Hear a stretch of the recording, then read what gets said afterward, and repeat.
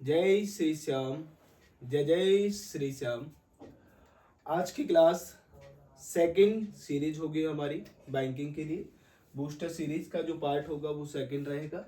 I hope अगर आपने first class नहीं देखा है तो आप सबसे पहले फर्स्ट सीरीज को देखेंगे, देन हम सेकंड क्लास स्टार्ट करेंगे दोस्तों।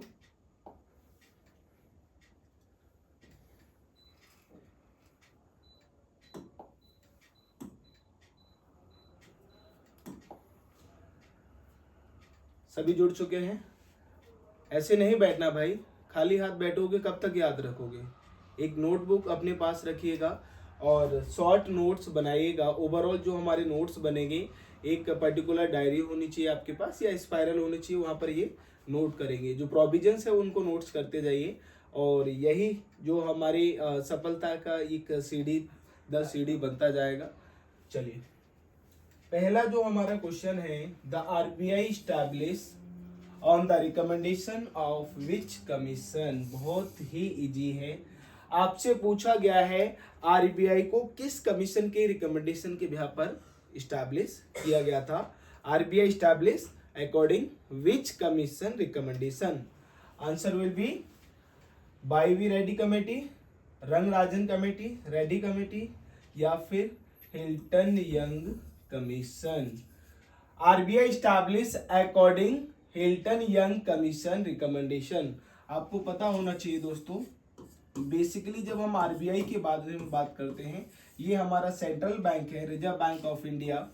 अगर हम बात करेंगे तो ये आरबीआई एक्ट 1934 के अकॉर्डिंग स्टैब्लिश हुआ था। ठीक है, RBI establish according which act? RBI act 1934।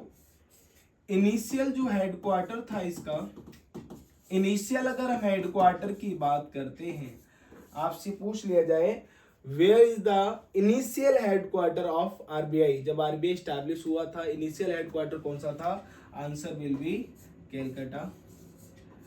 Answer will be Calcutta. And present headquarter, present में कहाँ है? आप कह सकते हो Mumbai. Clear? When was RBI established? Yeah, RBI working from, then answer will be 1st April 1935. Got it? First आपसे पूछा जाए कि भाई अकॉर्डिंग विच कमिटी रिकमेंडेशन, तो आप रिकमेंडेशन की बात करते हैं, recommendation, then answer will be royal commission. Royal commission, ठीक है। Royal commission also known as a Hilton Young commission. Royal commission को ही हम हिल्टन यंग कमीशन कहते हैं। ठीक है, तो आरआरबी आरबीआई किसके अकॉर्डिंग स्टैब्लिश हुआ था? Hilton Young commission. When was Hilton Young commission form? 1926। Is that clear? Next.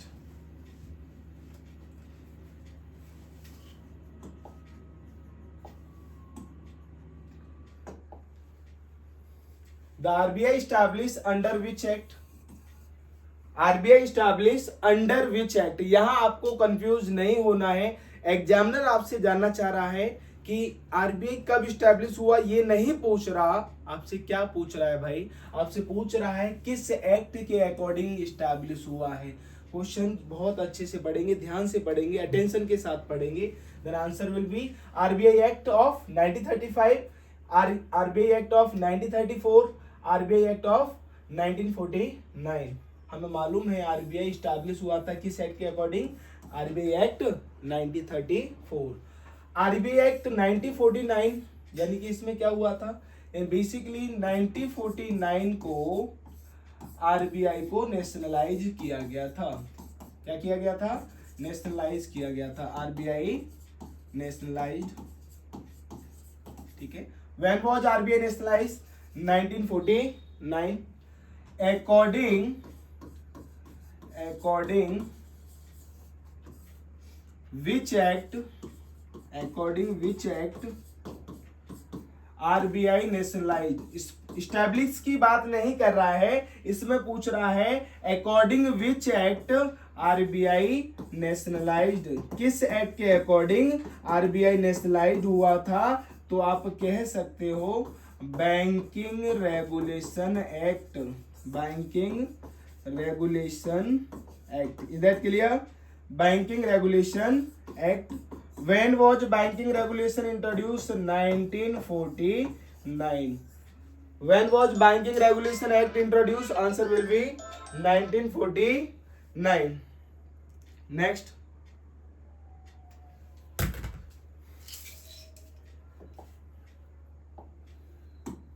चलिए, the central office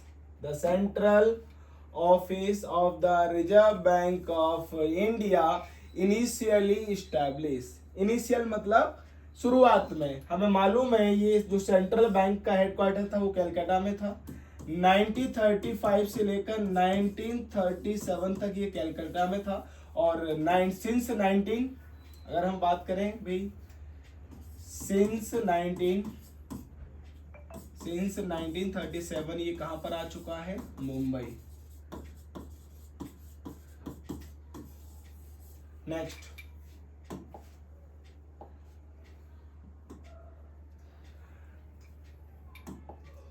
the head office of the Reserve Bank of India currently situated। बताइए जल्दी से कि जो reserve bank of India का head office है वो कहां पर सिचुएटेड है, कहां पर जो बताया गया इसका, आप कह सकते हैं मुंबई। कब से? 1937 से। Next,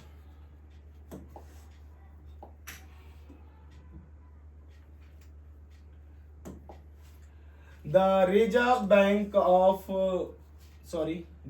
Bank was nationalized in which year? अभी हमने आपको बताया था आरबीआई को किस ईयर यानी किस साल जो है नेशनलाइज किया गया, राष्ट्रीयकरण किया गया। सर अभी तो आपने बताया था 1949 में। किस के एक्ट के according? Banking regulation act, banking regulation act.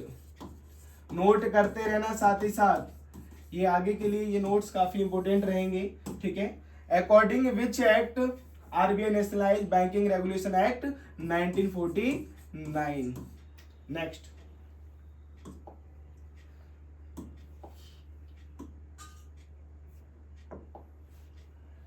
which market associate with the short term financial assets that are close substitute of money? ये कह रहा है कि भैया कौन सा मार्केट एसोसिएट करता है short term financial assets. Short term की बात कर रहे हैं, ठीक है। जो भी फाइनेंशियल एसेट्स होता है तो आपको मालूम है कैपिटल मार्केट करता है क्या? नहीं करता, लॉन्ग टर्म के लिए होता है। फाइनेंशियल मार्केट आपको पता है ये पार्ट है। There are two types of financial market, money market और capital market.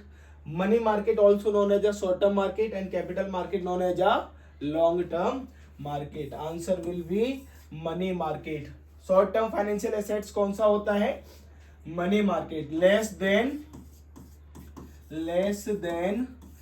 1 year, less than 1 year, ये इसका टर्म होता है दोस्तों। What is the term of money market? Answer will be less than 1 year, ठीक है। कैपिटल मार्केट यहां पर क्या होता है? ये लॉन्ग टर्म मार्केट होता है, ये लॉन्ग टर्म मार्केट होता है। Capital market divided into 2 parts.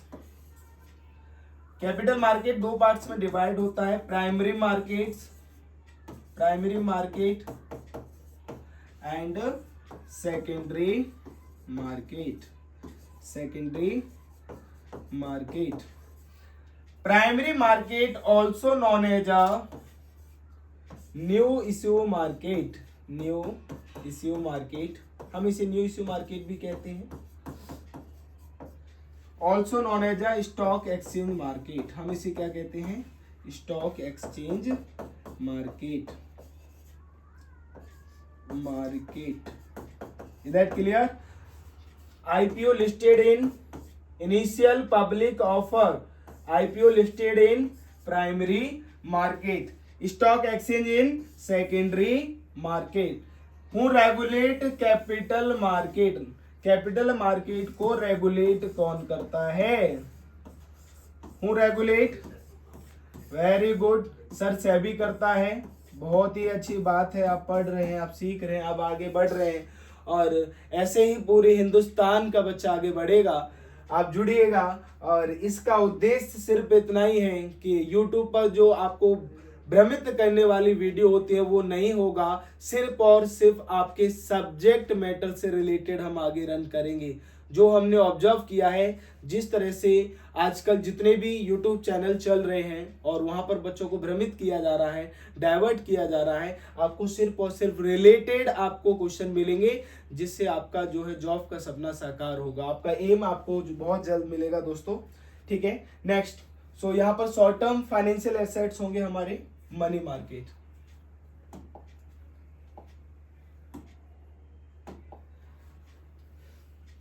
Under notice money market, यहां पर आपको मनी मार्केट्स के कुछ इंस्ट्रूमेंट बताए गए हैं। Under notice money market funds are transacted for a period between, बहुत ही सिंपल है। आपसे पूछा जा रहा है कि नोटिस जो मार्केट होता है ये किसके अंडर में आता है? बिल्कुल सही कहा सर, मनी मार्केट के अंडर में आता है। Notice money market, notice money में बेसिकली हमने देखा कि जो फंड डील होता है, fund deal between 2 days to 14 days। आगे कभी भी आपको लाइफ में नोटिस मनी दिख जाए, आप समझ जाना यदि आप फंड लैंड कर रहे हैं या बोरो कर रहे हैं तो उसका जो टर्म होगा, जो समय होगा, वो कितना होगा? 2 दिन से लेकर 14 डेज तक, यानी 2 days to 14 days। सर फिर ये आपने सुना होगा कॉल मनी के बारे में। कॉल मनी क्या होता है वो भी हम साथ में जान लेते हैं। कॉल मनी क्या होता है? फंड डील, जो फंड्स होगा डील करेगा कितने समय में? Less than, very good, 24 hours. यानी कि कोई भी फंड अगर आप लैंड करते हो या बोरो करते हो तो इसका जो समय होगा 24 आवर्स। और ये सभी किस में आते हैं? ये मनी मार्केट इंस्ट्रूमेंट में आते हैं। अगर आपसे ये हो गया notice money, call money. Next अगर आपसे पूछ लिया जाए what do you understand by term money, आप टर्म मनी से क्या समझते हैं? What do you understand by term money? Fund deal between 15 days to 264 days, 264 days। Clear? Next, छापते रहिएगा साथ ही साथ।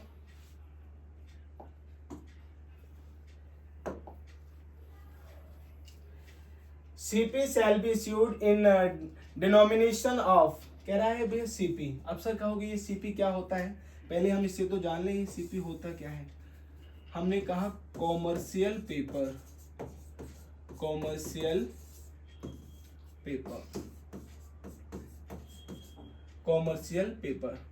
कॉमर्शियल पेपर बेसिकली आपने देखा होगा वो कंपनी जो इशू कर सकते हैं जिनका जो वर्थ है, जिनका वर्थ है कितना होना चाहिए? मिनिमम 4 करोड़। मिनिमम जो वर्थ होगा वो कितना होगा? Minimum worth 4 crore. जिस कंपनी के पास मिनिमम वर्थ जो है एसेट्स है 4 करोड़ होगा, वही इसे जो है कॉमर्शियल पेपर को इशू कर सकता है। यहाँ पूछा गया कि भैया कॉमर्शियल पेपर मिनिमम आप कितना इन्वेस्टमेंट कर सकते हो? आपने कहा सर 5 लाख, 5 लाख मिनिमम होता है एंड मल्टीपल्स देयर ऑफ, और इसका जो भी मल्टीपल होगा हम उसका आंसर रखेंगे। चलिए next, what should be the minimum amount of CD? देखिए बहुत ही इंपोर्टेंट क्वेश्चन है। अभी तक हमने कॉमर्शियल पेपर देखा, ये सभी मनी मार्केट के इंस्ट्रूमेंट हैं। ये कह रहा है सर्टिफिकेट ऑफ डिपॉजिट करने के लिए फर्स्ट ऑफ ऑल तो आपको रिक्वायरमेंट किसका होगा? आपको रिक्वायरमेंट होगा डीमेट अकाउंट, ठीक है, जिससे आप ट्रेड करते हो।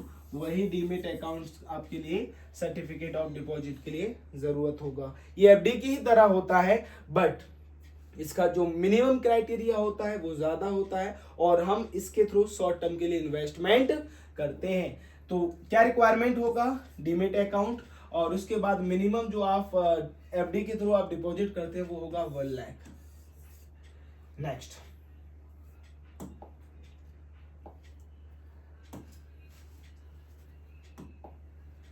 चलिए आंसर बता दीजिए एक बार।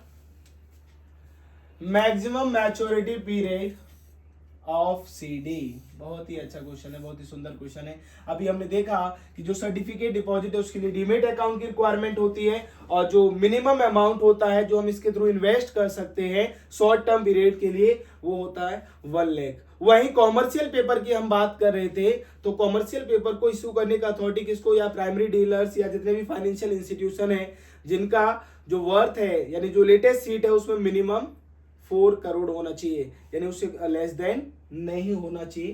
तो ये पूछ रहा है भैया इसका जो मैच्योरिटी पीरियड कितना होता है, आप कहोगे 1 ईयर। सीडी का जो मैच्योरिटी पीरियड होता है, ठीक है, क्योंकि मैक्सिमम पूछा गया है, मिनिमम होता तो 7 डेज, मिनिमम होता तो मिनिमम जो इसका पीरियड होता है वो है 7 डेज, ठीक है, ये मैक्सिमम पूछा गया, मिनिमम होता है 7 डेज। चलिए next,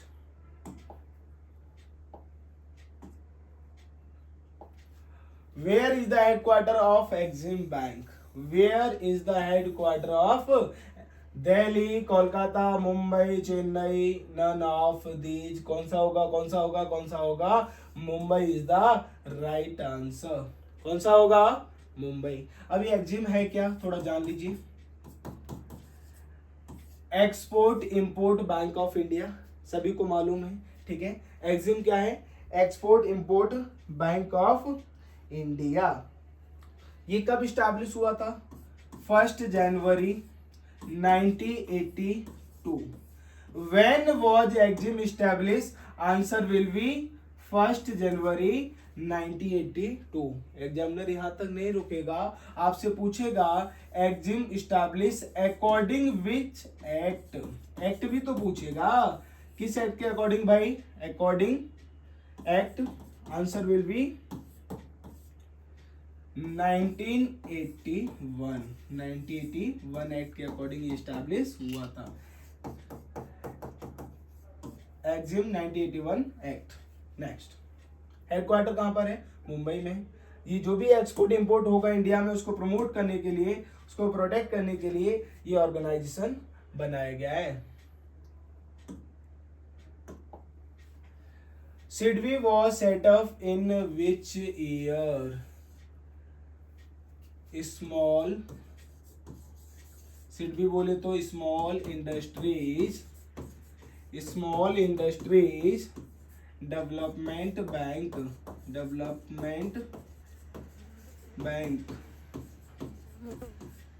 small industries development bank बोले तो सिडबी। ये पूछा जा रहा है सेटअप कब हुआ था, हम कहेंगे 2 अप्रैल 1990 को ये सेटअप हुआ था। When was SIDBI setup? Then answer will be 1990। 2 अप्रैल 1990 को हुआ था। According which act? अगर आपसे एक्ट पूछा जाए किस एक्ट के अकॉर्डिंग, तो ये एक्ट 1989 एक्ट के अकॉर्डिंग होगा, ठीक है। आपका होगा सर इतना गैप कैसे, तो 1989 एक्ट में इसे इंट्रोड्यूस किया गया था पार्लियामेंट, और ये फाइनली इम्प्लीमेंटेशन होता है 2 अप्रैल 1990। चलिए आंसर विल बी ये लास्ट।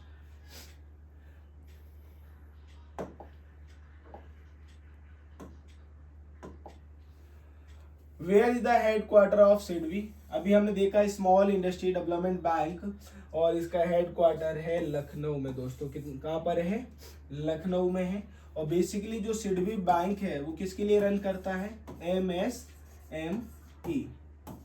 MSME बोले तो micro small medium enterprises,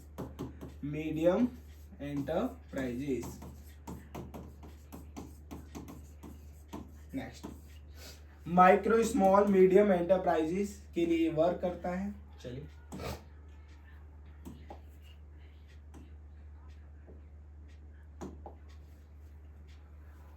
who has the majority shareholder in SIDBI. चलिए भैया, बहुत ही आसान क्वेश्चन है। अब इस बार हमने हेडक्वार्टर पूछ लिया, इसका किस एक्ट के अकॉर्डिंग हुआ वो भी पूछ लिया। पूछा जा रहा है मेजोरिटी शेयर जो सिडबी में किस बैंक है, SEBI, RBI, government of India या state bank of India. Then answer will be majority shareholder in SIDBI is the state bank of India. सबसे ज्यादा जो शेयर होल्डर है वो कौन है, स्टेट बैंक ऑफ इंडिया। किस में, सिडबी में। Next,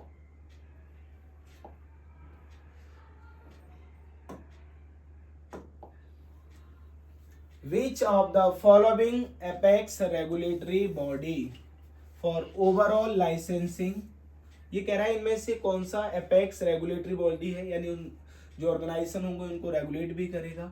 overall licensing and regulation of micro small medium enterprises finance company in India, यानी कि जो एमएसएमई सेक्टर होगा, एमएसएमई सेक्टर होगा, इसको कौन कर रेगुलेट भी किया जाएगा। रेगुलेट एंड लाइसेंसिंग, किसकी बात कर रहे हैं, लाइसेंसिंग की भी बात की जा रही है। ये कौन प्रोवाइड करेगा, आंसर विल बी सिडबी। ये कौन प्रोवाइड करेगा, सिडबी प्रोवाइड करेगा। आई होप यहाँ तक आपको क्लियर होगा। ठीक है, ये ओवरऑल जो हमारे टॉपिक्स हैं आप उसे रिवाइज कीजिए, शॉर्ट नोट्स बनाइएगा। ठीक है, नेक्स्ट सीरीज में हम आपसे जुड़ते हैं। बहुत बहुत धन्यवाद, थैंक यू सो मच।